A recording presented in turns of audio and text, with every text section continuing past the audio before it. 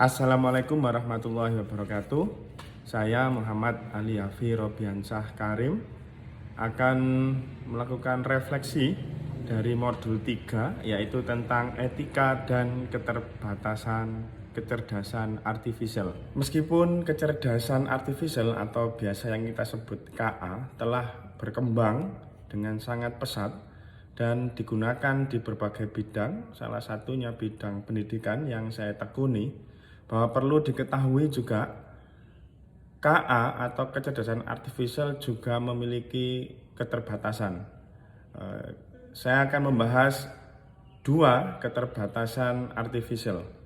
Keterbatasan yang pertama yaitu ketidakmampuannya untuk memiliki kreativitas sejati atau pemahaman kontekstual yang mendalam, di mana pemahaman KA itu bergantung pada informasi yang diinput oleh manusia itu sendiri.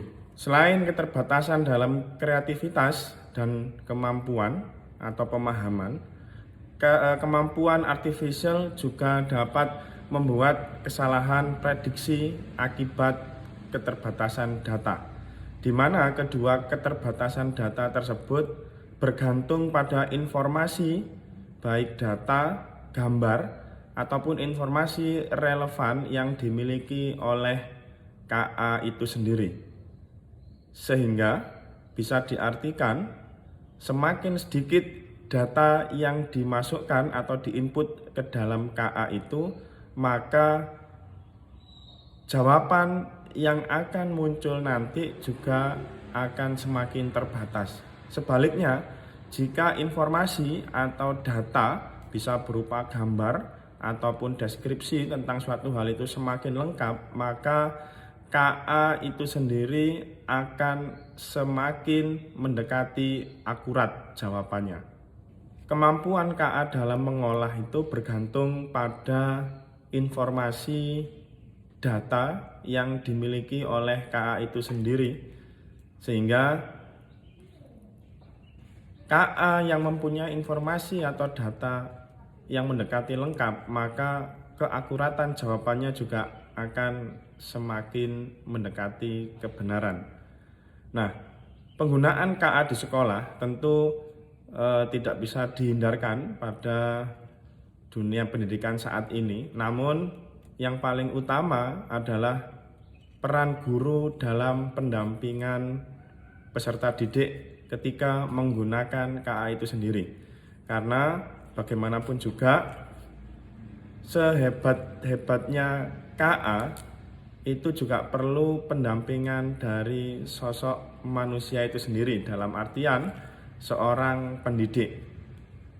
Diharapkan dengan pendampingan itu sendiri, maka peserta didik mampu menyelesaikan dan menggunakan KA untuk kepentingan pendidikan dan membantu guru itu sendiri dalam mempermudah menyampaikan materi kepada peserta didik. Selanjutnya adalah prinsip etika dalam menggunakan KA. Ada setidaknya dua prinsip etika dalam penggunaan KA yang saya tekankan, yaitu yang pertama transparansi, yang kedua yaitu akuntabilitas. Di mana yang pertama transparansi. Dalam transparansi, dalam etika penggunaan KA, seperti contoh saya ambil, yaitu ketika guru di kelas sedang mengerjakan soal dengan anak-anak yang berbasis KA. Nah, maka guru harus menjelaskan bagaimana proses penilaian yang digunakan untuk anak-anak, sehingga anak-anak memahami bahwa ketika mengerjakan tugas yang diberikan oleh guru itu, penilaiannya, kriterianya jelas dalam penggunaan KA. Yang kedua yaitu akuntabilitas. Kita tahu bahwa KA tidak bisa dianggap betul 100%. Oleh karena itu, dalam penggunaannya kita tidak boleh percaya pada KA itu sendiri. Dalam artian contoh, ketika peserta didik ingin menanyakan tugas yang mereka tidak paham cara ngerjakannya, maka mereka bertanya kepada KA itu sendiri.